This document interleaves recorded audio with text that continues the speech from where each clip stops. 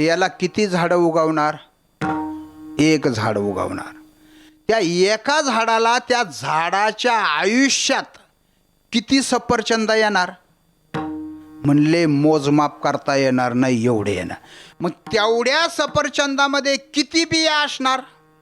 म्हणले बापरे बापरे, तेवढंच तिथं मापच नाही करता. म्हणले तेवढ्या जर बिया परत लावल्या तर किती झाडं उगवणार? आबा बाबा बाबा बाबा म्हणले त्याचं मापच करता येणार नाही. आणि तेवढ्या झाडांच्या आयुष्यात जेवढे सफरचंद येतील तेवढ्यांच्या सगळ्या बिया काढायच्या, सगळ्या परत लावायच्या. किती झाडं? म्हणले माप नाही. म्हणले एवढी सारी कृपा. एवढी सारी कृपा कोणाची असते? श्री गुरुची असते. कोणावर असते? शिष्यावर असते. विठाला विठाला विठाला विठाला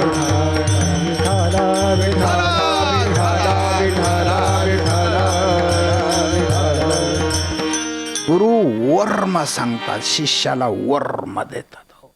आणि वर्म जर माहिती असेल तर गोष्ट ठीक, वर्म माहिती नसेल तर फजिती होते. एका शिटीतल्या जोडप्याला एका खेड्यातल्या काकूने जेवायचं आमंत्रण दिलं. आणि हेही जोडपं आता मोटरसायकलीवर बसले, मॅचिंग मेकअप करून. अलीकडं मॅचिंगला आणि मेकअपला फार किंमत आहे. या जोडप्यानं मॅचिंग मेकअप केलं. काकीच्या घरी गेले. काकीने गावरान तुपातली पुरणपोळी केली होती. पुरणपोळी हे महाराष्ट्राचं जेवण, महाराष्ट्रीय भोजन आहे, परिपूर्ण भोजन आहे. मस्तपैकी दोघजण जेवले, परत माघारी निघाले. विठाला विठाला विठाला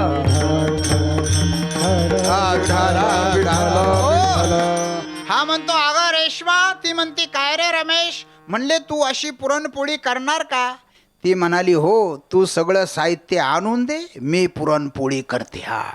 याने सगळं साहित्य आणून दिलं. आता हिला कधी बाप जन्मी पुरणपोळी येत होती? ही उठायची, शाळेत जायचे, शाळेत येऊन यायचं, दप्तर फेकायचं, मॅचिंग मेकअप करायची, ते नखं लांब लांब केलेले, त्या नखाला असे काहीतरी पेंट बिंट ते लावायचं. काय म्हणतात का ते? मला नाही येत नाही बरं का. नेल पेंट. ते नेल पेंट लावायचं असं. आमक्या मैत्रिणीच्या बड्डेला जायचं, तमक्या मैत्रिणीच्या बड्डेला जायचं, हे सगळं असं. आणि असं करता करता शाळाही संपली, लग्नही झालं, कधी पुरणपोळी करायचं? पुरणपोळीच राहिलं. मग हिनं घेतलं मोबाईलमधले काढलं पुरणपोळी. मग त्या व्हिडिओमध्ये जसं जसं लिहिलेलं होतं तसं तसं हिनं डाळ घेणं, पातेल्यात टाकणं, त्यामध्ये पाणी टाकणं, डाळेच्या वर 4 बोटं पाणी येऊ देणं. जसं जसं त्या मोबाईलमध्ये लिहिलं होतं तसं तसं पुरण बनवलं. पुरणाचा गोळा बनवला, पिठाचा गोळा बनवला, पोळपाट घेतलं, लाटणं घेतलं. आता तवा गॅसवर ठेवायचा. पण तो तवा आता सरळ ठेवायचा का उलटा ठेवायचा, सरळ ठेवायचा का उलटा ठेवायचा, आणि हे काय मोबाईलमध्ये लिहिलेलं नव्हतं. आणि मग तिनं शेजारच्या काकूला विचारलं, काकू पुरणपोळी करण्यासाठी तवा सरळ ठेवायचा का उलटा ठेवायचा, सरळ ठेवायचा का? काकूनं सांगितलं, बेटी कुठलाही पदार्थ करायचा असला ना तवा सरळच असतो, उलटा नसतो. टाळकरी तुमच्याकडं कसं काय? असंच आहे ना महिला मंडळ तुमचं? बरं असंच ना. असं सरळ ठेवला. आणि पोळपाट घेतलं, लाटणं घेतलं, पुरणाचा गोळा घेतला, पिठाचा गोळा घेतला, आणि पिठाचा गोळा पुरणाच्या गोळ्यात घातला. लागली पोळी करायला. जमन का पोळी? पोळी काही जमाना. ते म्हणू लागले, मला का बरं पोळी जमत नाही? आत्ता माझ्या लक्षात आलं, काकीने पांढरी साडी नेसलेली होती म्हणून तिला पोळी जमली. हे याडपाट कपाटाजवळ गेलं, 150 साड्या उचकल्या, पांढरी साडी नेसली, परत पोळपाट लाटण्याजवळ आली, पुरणाचा गोळा घेतला, पिठाचा गोळा घेतला, आणि पिठाचा गोळा पुरणाच्या गोळ्यात घातला. पोळी काही जमत का बरं? पोळी जमत नसावी. काय चुकलं हो तिचं? वर्म चुकलं महाराज.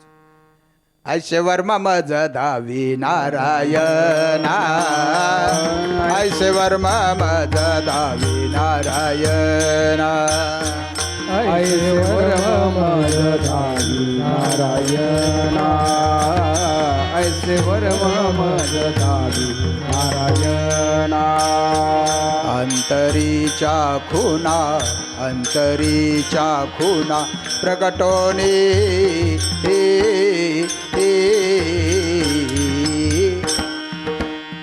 ऐसे वर्मा मज धावी नारायणा, ऐसे वर्मा मज धावी नारायणा, ऐसे वर्मा मज धावी नारायणा, ऐसे वर्ममज धावी नारायणा, नारायणा.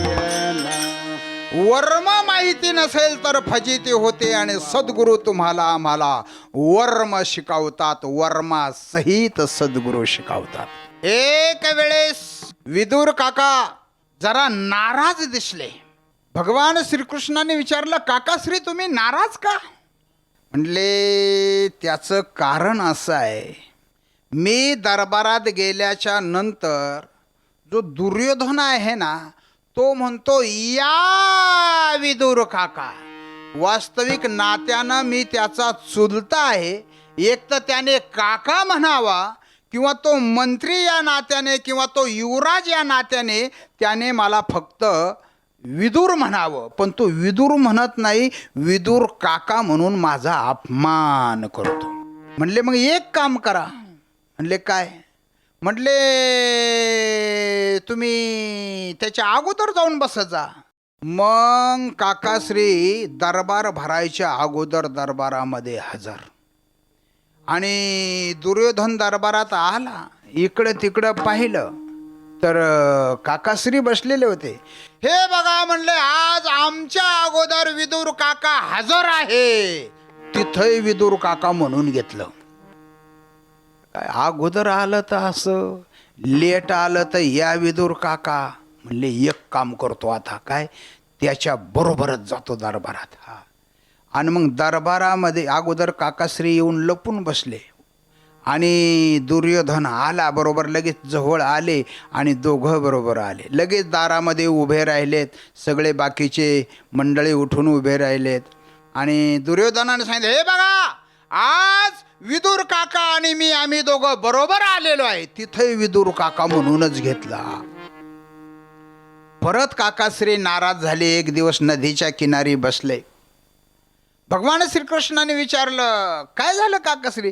म्हणले त्याचं तेच लेट आलो तर या विदुर काका, अगोदर गेलो तर माझ्या अगोदर विदुर काका आलेले, बरोबर जर गेलो तर का विदुर काकाने आम्ही बरोबर आलेलो आहे, असं तो मुद्दाम डिवचवत आहे. मग भगवान श्रीकृष्णाने काकाला बाजूला बोलून घेतले. म्हणले एक काम करायचं. म्हणले काय? उद्या सगळ्यांच्या लेट जायचं. बरं म्हणले. मग आणि तो जर म्हणला ना या विदुर काका,